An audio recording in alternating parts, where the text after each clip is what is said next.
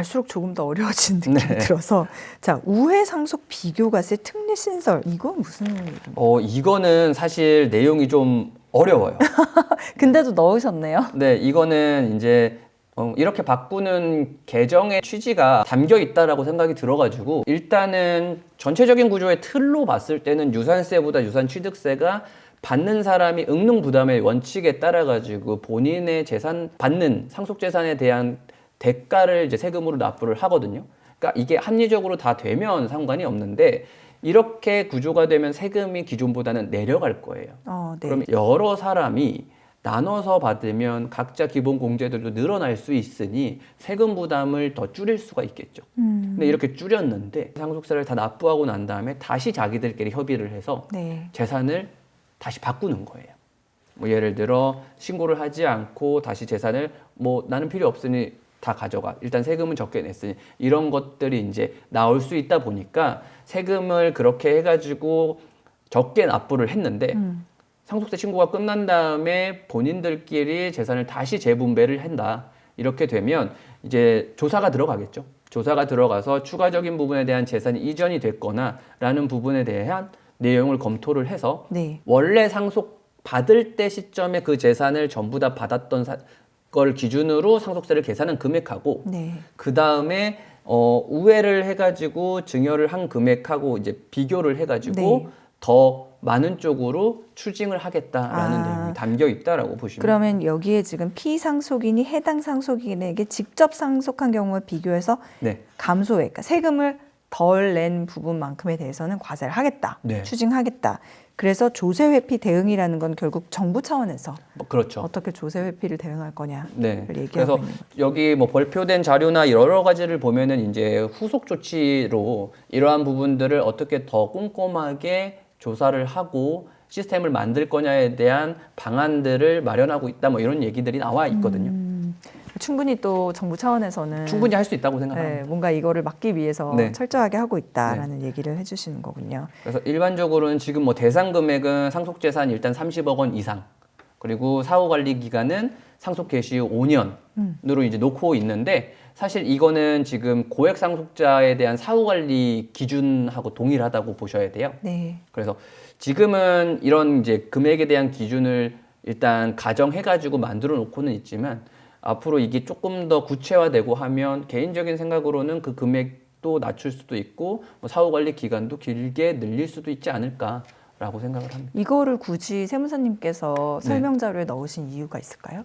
회피를 생각하면서 어떤 편법을 쓰는 게 이제는 더 이상 통하지 않는다라는 거를 말씀드리고 싶어서. 그러니까 지금은 뭐 잠깐 돈을 세금 아끼는 네. 것처럼 보일 수 있겠지만 네. 나중에 결국에는 다 그렇죠. 토해내게 그러니까 된다. 예를 들어서 지금 자녀가 50명이고 네. 50억 재산인데 1억씩 받게 되면 다 공제 안에 범위가 들어가기 때문에 세금이 없어요. 그렇죠. 근데 다 해서 한 명한테만 줘도 된다라는 게 물론 가정이지만 협의가 돼서 이동이 되게 되면 원래 한 명이 상속재산 50억 원을 다 받을 때 납부해야 되는 세금하고 이 기준하고는 너무 차이가 커버리기 때문에 그렇죠. 이렇게 회피할 수 있는 편법들을 여러 가지로 생각할 수 있다 보니 정부는 그것까지도 고려를 해서 시스템을 구체화시키겠다라는 걸로 법도 신설한다라고 보시면 됩니다. 알겠습니다. 상속세 사전 증여재산 합산 과세 이거는 이제 어떤 내용인가요? 여기부터가 조금 더 내용이 복잡해지는데 좀 개인적인 생각으로는 굉장히 중요한 내용이라고 생각을 하는데요.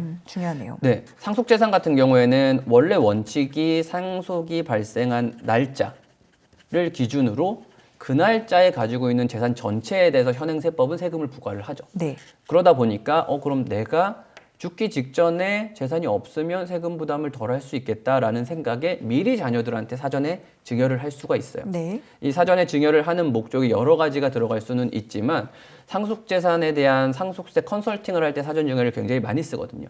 근데 이게 그러다 보니까 상속세를 걷어가는 입장에서는 상속세에 대한 그 세액이 너무 줄어드는 효과가 생겨서 상속인들한테는 10년 이내에 사전에 증여한 재산들을 네. 다시 상속재산에 포함시켜서 세금을 계산하게 만들어져 있고요. 네. 그 세금을 계산을 한 다음에 미리 납부했던 세금을 다시 빼주는 구조로 되어 있죠. 지금 그렇지 않아요? 지금 그렇죠. 예. 지금 그렇게 되어 있는 구조인데 이 구조가 상속재산 전체, 피상속인의 상속재산 전체를 기준으로 하다 보니까 자녀 여러 명한테 나눠준 금액들은 전체가 다 합쳐져 가지고 다시 이 파일을 키우게 만들어서 세금 부담이 커지는 효과가 생기죠. 그렇죠. 네, 그렇게 되는데 이제 인별과세가 돼버리잖아요. 유산취득세로 바뀌게 되면 인별과세가 되니까 각자 받은 걸 기준으로 가기 때문에 내가 받은 재산이 있으면 그 재산만 합산이 되는 거고 내가 받은 재산이 없다면 상속을 통해 가지고 받는 재산에 대해서만 세금 부담을 하기 때문에 굉장히 합리적인 제도로 바뀔 수가 있죠. 네, 이것도 그러면 이 표를 가지고 한번 얘기를 해볼게요. 사전 증여 재산이라는 컨설팅을 많이 하는 이유는 우리가 증여의 포인트를 좀 먼저 짚고 넘어가야 되는데 네. 증여라는 개념은 똑같은 가치가 있는 재산을 지금 주나 상속으로 주나의 차이를 두는 게 아니라 지금은 가치가 조금 낮을지언정 지금 받았을 때 앞으로 가치가 상승할 수 있는 재산, 그거를 적은 세금으로 부담을 한 다음에 내 재산으로 만들고 앞으로 가치가 상승하는 부분에 대해서는 세금 부담을 하지 않겠다라는 목적으로 가야 되거든요. 그래서 사전 증여 같은 경우가 많이 이루어지는 거고 미리 증여를 받았다라고 하더라도 앞으로 가치가 올라가는 부분에 대해서는 세금 부담이 없다. 예를 들어 아파트가 앞으로 오를 것 같다. 그러면 미리 증여를 받으면 오히려 가치가 많이 올라갔다라고 하더라도 올라간 부분에 대해서는 세금 부담이 없는 거죠. 네. 근데 이게 다시 말씀드렸지만 사전 증여 재산이 10년 안에 발생을 했다라고 하면 상속재산에 합산이 돼서 과세가 되거든요. 그러면 어차피 아파트를 증여를 한 시점이 9년이다. 네. 그러면 이건 다시 합산이 돼야 돼요. 근데 증여할 때는 10억이었고 지금은 20억이에요. 그러면 20억 원으로 다시 합쳐가지고 계산을 하냐? 그건 아니라는 거죠. 가치 상승분에 대해서는 세금 부담을 하면 안 되기 때문에 10억 원으로 증여를 받았지만 합산이 되더라도 10억 원으로 합산이 되니까 세금 부담에 대해서는 달라지지는 않는 거죠. 그게 지금 현행에서요? 지금 현행인 거죠. 근데 이거는 바뀐 세법에서도 똑같다라고 보시면 되고요. 이렇게 생각하시면 돼요. 예를 들어 아파트를 10억 원에 받았는데 가치가 5억 원으로 떨어졌어요. 떨어졌다고 해서 세금을 돌려주는 거는 아니니까 올라가도 더 걷어가면 안 되는 거죠. 네. 그래서 그런 방식 때문에 사전 증여를 많이 했었는데 똑같은 방식으로 상속인들 같은 경우에는 10년 이내에 증여받은 재산들이 상속재산에 합산이 되지만 내 거 기준으로만 합산이 되는 거니까 내 거 파이만 커지는 거지 다른 자녀들한테 또는 배우자한테 이제 사전에 증여가 됐던 재산들은 합산이 되지 않다 보니 좀 더 사전 증여에 대한 합산 과세가 합리적으로 바뀌었다. 이게 1번이고요. 네. 두 번째는 굉장히 포인트가 될 수 있는데 상속인이 아닌 사람한테도 우리가 증여를 할 수가 있어요.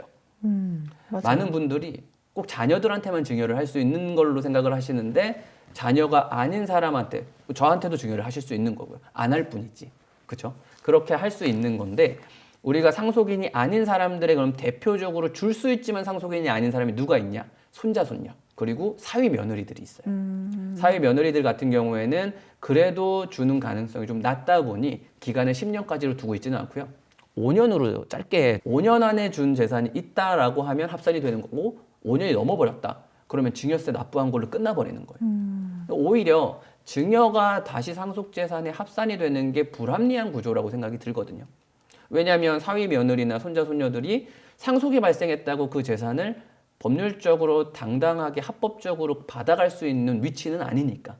그러면 상속세 부담은 없는데 만약에 현행 구조 같은 경우에는 5년 안에 예를 들어 4년째 사위인 뭐 제가 받았다. 근데 이게 합산이 돼요. 근데 합산이 되니까 덩치가 커져서 세금 부담은 늘어나겠죠. 근데 저는 상속재산을 한 푼도 받아가지 않기 때문에 여기서 나온 상속세를 납부할 의무가 없어요. 그럼 늘어난 상속세 부담을 누가 하냐? 원래 받는 기존의 법정 상속인들이 그 추가 부담을 납부를 하셔야 되는 상황인 거예요.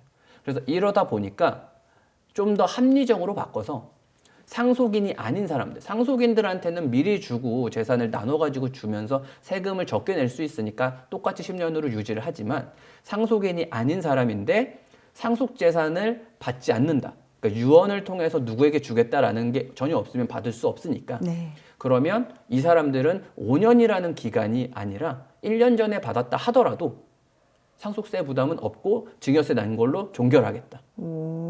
이게 굉장히 포인트가 돼요. 다시 한번 좀 정리해 설명해 주세요. 다시 정리를 해보면 네. 상속인이 아닌 사람인 손자, 손녀 사이 며느리 같은 경우에는 네. 5년이라는 기간으로 짧게 적용을 하고 있지만 네. 증여를 하고 난 다음에 5년 이내에 돌아가셨다. 그러면 상속재산이 다시 합쳐서 상속재산의 파이를 키우거든요. 네. 그래서 높은 세금으로 부담을 하게 되고요. 네네. 그러면 높은 세금으로 부담을 해야 되는데 추가 세금이 발생을 하니까. 근데 상속재산에 대해서 정당하게 받지 않는 사위 며느리, 손자, 손녀들은 이번 상속을 발생했을 때 재산을 받아가지 않기 때문에 상속세를 부담할 이유가 없어요. 그럼 이 올라간 세금 부담을 누가 하냐? 상속인들이 해야 되는 거예요. 내가 받은 재산도 아닌데 다른 사람한테 간 재산임에도 불구하고 늘어난 상속세를 상속인들이 부담을 해야 되니까 좀 불합리한 구조였거든요. 근데 이거를 실제로 상속인이 아닌 사람들한테 증여를 하고 네. 실제 상속이 발생을 했을 때 재산의 분배가 더 이상 없다라고 네. 하면 1년이든 2년이든 3년이든 5년이라는 기간에 상관없이 증여세로 다 종결하고 상속재산에는 합산시키지 않겠다. 이게 유산취득세의 핵심적인 포인트라고 볼 수 있을 것 같습니다. 이것도 사위 며느리 네. 손주들한테는 반가운 소식이네요. 그렇죠. 왜냐하면 세금 부담에 대한 컨설팅을 하거나 이제 사전에 상속세를 좀 절세하기 위한 포인트를 잡을 때 증여 부분 같은 경우도 지금 현행 유산취득세와 동일하기 때문에 재산을 내가 받는 금액만큼만 세금을 부담을 하는 거거든요. 그러면 상전 증여 재산에 대해서 합산도 안 될 뿐더러 증여세만 납부하고 끝나니까 예를 들어 좀 연로하시고 네.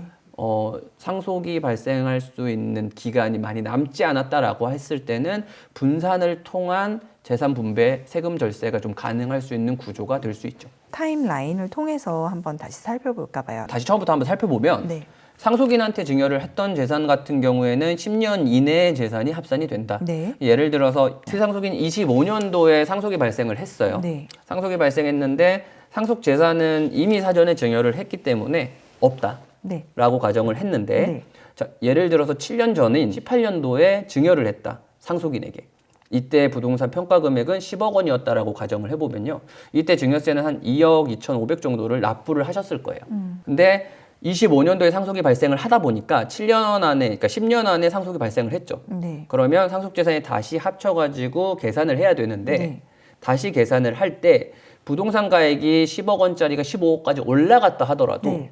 10억 원으로만 평가가 되기 때문에 추가적인 세부담 없이 끝날 수 있는 거죠. 네. 그 전에 12년도에 증여가 일어났다면은 그거는 아무런 네. 증여세만 내고 끝난 만약에 거고. 12년 전에 증여가 발생했다 그럼 10년도 전에 증여를 했기 때문에 네. 이때는 부동산 가격이 더 낮았다. 네. 그럼 7억 원에 대한 세금 1억 3,500만 납부를 하고 상속재산에도 합산이 되지 않기 때문에 세금 부담을 더 적게 한 다음에 추가적인 가치상승분까지 다 네. 가져갈 수 있는 거죠. 네. 근데 이게 예를 들어서 사위나 며느리 네. 또는 손자 손녀한테 갔다 상속인이 아닌 사람한테 갔다라고 네. 하면 18년도에 증여를 한 시점은 네. 7년 전이기 때문에 네. 5년 이후 지난 기간이잖아요. 그러면 그때 납부한 세금으로 모든 게 종결이 되고 네. 다시 상속이 발생한다 하더라도 합산이 되지 않는 구조가 되죠. 네. 이때 부동산 평가액을 10억으로 잡으신 거는 이 10억을 사위 또는 며느리에게 줬을 때를 말씀하시는 네, 거예요. 맞습니다. 그때는 증여세도 2억 3,700을 냈겠죠? 받은 사람이? 냈겠죠. 네. 당연히 납부를 해야 되는 네. 금액이니까 납부를 했을 거지만 네. 합산도 되지 않고 다른 재산이 있었다 하더라도 파이를 키우지 않으니까 네. 종결이 된다. 그래서 컨설팅 방법의 하나로 사용할 수 있는 이게 게 이제 현행인 거예요. 현행 기준으로 네. 상속세를 줄이고자 하는 목적이 장기간에 걸쳐서 진행을 할 때 5년밖에는 걸리지 않기 때문에 사위 며느리 상속인 외자를 통한 증여를 많이 활용을 했는데 네. 이제는 유산취득세로 바뀌면서 네. 기존에처럼 10년 또는 상속인이 아닌 자가 5년 이렇게 됐었는데 네. 개정이 되면서 상속인은 10년 현행처럼 그대로 유지를 하되 네. 상속인이 아닌 사람은 그 증여를 한 시점이 1년 전이든 2년 전이든 상속을 통해 가지고 재산을 추가적으로 받지 않는 이상 세부담이 없게끔 종결 처리를 하겠다. 이 수유자는 뭡니까? 수유자는 유언을 통해서 받는 사람을 말해요. 아. 그러니까 지금 말씀드린 것처럼 예를 들어서 사위 입장에서 보면 사위잖아요. 저는 법정 상속인이 아닌 거예요. 상속이 발생했을 때. 근데 저희의 뭐 장인 어른께서 네. 저를 너무나 예뻐하셔가지고 재산을 주겠다, 물려주겠다고 유언장을 쓰셔서 네. 유언을 통해서 제가 받게 되면 저는 수유자가 되는 거고 그렇게 재산을 받는 건 상속인과 똑같이 10년 이내 재산을 합쳐가지고 똑같이 과세를 할 건데 그게 아니다. 상속으로 인해서 재산을 받는 건 전혀 없다라고 하면 사전에 증여받은 증여세로 납부한 걸로 끝나고 네. 추가적인 세부담을 없게 만들겠다라는 걸로 구조가 바뀌는 거죠. 어쨌든 현행과 비교했을 때 상속인은 똑같고요. 네. 수유자인 유언을 통해서 증여받는 사람만 10년으로 바뀐 거니까 네. 크게 중요하지 않다라고 생각이 들고요. 근데 왠지 수유자 입장에서 보면은 기존에는 5년이었는데 10년 이내 증여받은 재산에 대해서 네. 과세한다는 거잖아요. 유언을 통해서 받아야 되는데 사실 그렇게 큰 비중을 차지하고 있지는 않아서. 그래서 제가 여쭤보는 이유는 왠지 이건 강화된 느낌이 들어요. 이거는 강화된 느낌은 맞아요. 맞아요. 강화된 건 맞는데 합리적으로 강화가 된 거죠. 왜냐하면 상속인과 똑같은 구조이니까. 수유자니까. 왜냐하면 유언장을 통해 가지고 상속인도 똑같이 받지만 유언을 통해 가지고 증여를 받는 사람도 상속 재산을 똑같이 배분을 받는 사람이니까 동일한 재산을 똑같은 사건을 통해 가지고 배분받는 사람들한테는 동일한 과세 체계를 적용하겠다라는 구조인 거고. 그래서 합리적이라는 네. 얘기네요. 오히려 반대로 뭐 상속인 외자들은 증여를 받았지만 상속 재산을 한 푼도 받지 않는데 추가적인 세부담이 오히려 역효과로 상속인들이 부담을 해야 되는 구조이다 보니 네. 이거를 없애고 증여받은 사람이 증여세를 납부를 하고 끝나는 걸로 만들어준 거죠. 이게 중요한 포인트다. 네. 그러면은 수유자와 그 외는 어떤 차이가 있는 거죠? 여기서 사실 그 외라고 하더라도 얼핏 생각해 보면은 사위, 손주, 며느리 이런 느낌일 것 같은데. 수유자는 유언을 통해 가지고, 그러니까 유언장 자체를 통해 가지고 상속인이 아님에도 불구하고 유언을 통해서 이 사람에게 재산을 주겠다라고 피상속인의 의지가 반영된 상속재산의 분배를 받는 사람을 말하는 거고요. 네. 그 외자들은 상속이 발생했을 때는 어떠한 재산 분배도 받지 않는 사람. 수유자는 어쨌든 상속을 받는 사람, 유언을 통해서 상속을 받는 사람. 네. 법정 상속인과 똑같은 구조인 거죠. 구조인 거죠. 네. 그래서 이런 부분 때문에 앞으로 이제 상속세 자체를 보면 조금 더 이제 상속인들이 아닌 사람들을 활용할 수 있는 여러 방법들이 생길 수 있겠죠. 알겠습니다. 자, 그리고 연대 납세 의무도 보겠습니다. 이것도 조금 중요한 부분인데요. 지금 현행 기준으로 먼저 말씀을 드리면 상속세는 아까 말씀드렸던 것처럼 피상속인을 기준으로 세금이 부과가 되죠. 맞아요. 그러면 이 세금을 각자 상속인들이 자기 비율만큼 나눠서 납부를 하는 구조이기 때문에 네. 누가 납부하든 국세청 입장에서 세금을 징수하는 입장에서는 누가 납부하든 상관이 없는 거예요. 각자 받은 비율을 넘지만 않으면 누가 다 납부를 해도 문제가 없는 구조라서 연대 납부 의무가 있다라고 말을 하거든요. 그래서 예전에 뭐 어머니가 좀 더 많이 다 내주면은 네. 된다 뭐 이러지 않으셨어요? 맞아요. 그래서 이 그림이 그건데 상속재산이 30억 원인 경우에는 상속세가 5억 2천만 원 정도가 발생을 해요. 네. 그러면 각자 똑같이 4분의 1씩 받아갔다라고 하면 7억 5천씩 받아가게 되거든요. 그럼 원래 원칙적으로는 5억 2천만 원 정도에 대한 세금을 4분의 1씩 나누면 1억 3천씩 각자가 부담을 해야 되는 게 원래는 맞는 건데 네.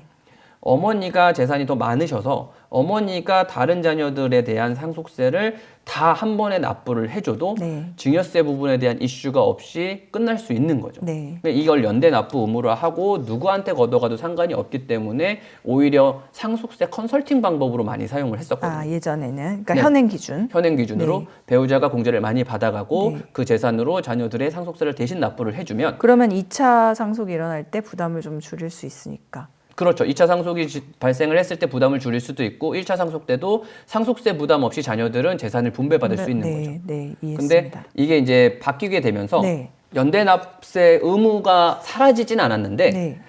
유산취득세라는 개념은 원칙적으로 본인이 받은 재산에 대해서 본인이 납부를 해야 되는 네. 구조이기 때문에 본인이 납부해야 되는 상속세를 다른 사람이 납부를 해주면 그건 증여가 돼버려요. 그러면 과거에는 이렇게 컨설팅 방법으로 어머니가 뭐 대신 내주던 네, 게 맞아요. 많이 활용이 됐다면 앞으로는 그게 어렵다는. 바뀌게 되면 실질적으로는 이 방법은 사용하지 못할 가능성이 높다라고 생각이 듭니다. 그러면 이제 자녀들이 어쨌든 받은 만큼 여기 보면 7억 5천을 받았으면 네. 그거에 대해서는 어떤 식으로든 세금을 납부를 해야 부담하게 되는 되는 거죠. 구조. 네, 그러니까 개정안 내용에 보면은 각자 상속세에 대한 납세 의무를 부담을 하되 네. 상속인 간의 조세 채권이 확보가 어려운 경우에는 제한적으로 다른 사람한테도 부과를 할 수 있다라는 문구가 들어있긴 하거든요. 자, 그러면 이렇게 생각하시면 돼요. 세금을 징수를 해야 되는데 이 사람이 납부할 수 있는 능력이 없는 거예요.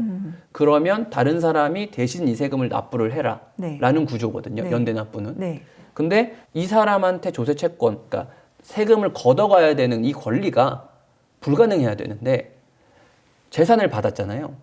재산을 받았으면 이걸 팔아서 납부를 하든 이걸 담보로 대출을 받아서 납부를 하든 현금을 받았으면 현금으로 납부를 하든 납부할 수 있는 재산은 가지고 있기 때문에 세금이 나온 거예요. 네. 그러니까 조세 채권이 확보가 어렵다라는 제한적인 규정이 과연 뭘까라는 게 지금 저는 이제 앞으로 구체적인 내용이 나와봐야 알 수 있을 것 같은데 이거는. 제한적으로 연대 납세 의무가 발생할 수 있는 케이스가 쉽지 않을 것 같다라고 생각이 듭니다. 조금만 더 쉽게 한번 다시 설명해 주세요. 다시 쉽게요. 네. 네. 자, 기존에는 네. 상속세를 누가 납부하든 상관이 없는 구조예요. 맞아요. 각자 똑같이 거기까지 받은 이해했어요. 재산 비율을 넘지만 않는다면. 네. 그래서 여러 가지 방법으로 자녀들한테 세금 부담 없이 재산을 물려줄 수 있었지만 유산 취득세는 본인이 받은 재산을 기준으로 세금이 나와야 되고 이 세금은 본인이 납부를 해야 되는 구조거든요. 다른 사람이 세금을 대신 납부해 주는 것도 증여에 해당하기 때문에 증여세가 또 발생할 거고요. 그렇기 때문에 이 연대 납세 의무를 활용한 상속세 컨설팅은 앞으로 불가능해질 거다라는 게 첫 번째고요. 네. 여기서 개정안에 보면 나와 있는 상속인 간의 조세 채권 확보가 어려운 경우에는 제한적이지만 연대 납세 의무를 부과를 하겠다. 네. 예를 들어서 이 사람한테 상속세를 추징해야 되는데 이 사람이 도저히 납부할 수 있는 상황이 능력이 안 아니다 라고 하면 다른 사람한테 연대 납세 의무를 부과해서 대신 납부를 해라라고 하겠지만 실질적으로 재산을 받아서 재산을 받은 재산이 있음에도 불구하고 세금을 납부하기 어려운 케이스가 과연 어떤 케이스들이 있을까? 나올지 네, 그거는 구체적인 내용이 나와봐야 확인할 수 있을 것 같습니다. 이런 개편안이 나오면은 뭐 이게 뭐 부자를 위한 뭐 아니다 뭐 또 이런 얘기들이 있잖아요. 이번 개편안에 대해서는 어떻게 생각하세요? 뭐 사견이 들어갈 수밖에는 없을 것 같은데 사실 이제 세금 부담을 상속세라는 구조가 누구나 다 납부를 하는 세금은 아니거든요. 신고가 되는 비율을 따져봤을 때는 그래도 국내에서는 소수에 해당하는 분들이 대상이 될 거고 근데 이 분들이 지금 현행 기준의 금액대에 비해서 세금을 안 낼 수 있는 구조가 더 좀 높아지다 보니까 사실 그 분들한테는 굉장히 혜택이 돌아갈 수 있는 구조고 당연히 상속세에 대한 구조 개편안은 상속세를 부담하는 사람들한테 혜택이 돌아갈 수 있는 구조이기 때문에 좀 더 자산가 분들한테 유리해질 수 있는 구조는 맞다라고 생각을 합니다. 근데 이걸 통해서 이제 이게 뭐 표심을 의식했다 또 이런 얘기도 있는데 그거는 그렇다면 왜 그럴까요? 혜택을 보는 사람들이 많아지기 때문인가요? 일단 기본적인 구조는 상속세가 예전에는 그런 말들은 있었잖아요. 우리가 상속세 납부하는 사람하고는 친하게 지내라라는 뭐 그런 얘기가 있었던 것처럼 상속세를 엄청 극소수의 사람들이 납부하는 세금으로 알고 있었지만 지금은 너도 나도 일단 상속세에 대한 구조나 이런 것들을 많이 알고 계시는 것처럼 서울에 집 한 채만 가지고 있어도 상속세 부담이 될 수 있는 구조가 됐다 보니 많은 분들이 관심을 갖게 됐고 중산층 이상 분들한테도 세금 부담이 크지 않는다 하더라도 상속세를 납부를 해야 되는 상황이 생기니까 이 상속이라는 특별한 사건, 사망을 통한 피치 못한 사정으로 인한 재산의 대물림이 되는 상황이다 보니까 이러한 부분에 대한 어느 정도의 사회적인 공감을 좀 만들고자 공제 부분도 좀 늘리고 합리적으로 바꿨다라고 볼 수 있을 것 같고요. 당연히 이 극소수에 해당하는 사람들만 상속세 대상이 되는 게 아니라 중산층 이상의 대상이 되는 사람들한테도 상속세는 부담이 될 수 있는 부분이니까 그분들을 경향하는 뭐 표심도 있지 않을까라고 조심스럽게 생각을 해봅니다. 그리고 또 한 가지는 이제 정부 입장에서 보면은 이게 뭐 합리화, 과세 체계 합리화라는 목적은 달성이 될 수 있겠는데 세수가 그만큼 줄지 않나요? 네, 아무래도 기존보다는 세금 부담이 조금 더 내려갈 수 있는 가능성이 있다고 생각은 하는데 또 똑똑하신 분들께서 또 다양한 방법으로 마련을 하지 않으실까 생각을 합니다. 상속세 체계를 개편하고자 하는 얘기들은 계속 꾸준하게 발생을 하고 있었고 75년 만에 제도가 개편되는 아주 오래전 방식에 있는 거를 현행 시스템에 맞춰서 합리적으로 바꾸는 부분은 저는 굉장히 좋은 방향이라고 생각이 들고요. 이게 통과가 될지 언제 시행이 될지까지는 저는 감히 예측은 못하겠지만 그래도 발표된 자료를 토대로 미리 좀 예측을 해보고 상황을 준비를 해본다면 네. 조금 더 본인들의 상황에 맞춰가지고 현실적인 준비를 할 수 있지 않을까라고 생각을 합니다. 컨설팅의 측면에서 본다면 지금 요새 들어오는 얘기들도 지금 발생했을 때 상속세 체계 내에서의 세금과 향후에 바뀌고 난 다음에 상속세 체계 내에서의 세금을 비교해달라 이런 것들도 많이 들어오거든요. 네. 근데 지금 같은 현행 세법 기준으로는 사실 아까 말씀드렸던 것처럼 사전 증여나 이런 거를 통한 방식만 컨설팅으로 가능하고 상속이 실제 발생을 해버리면 특별하게 배우자 공제나 여러 가지 몇 가지 되지 않는 공제를 제외하고는 특별한 컨설팅을 할 수는 없거든요.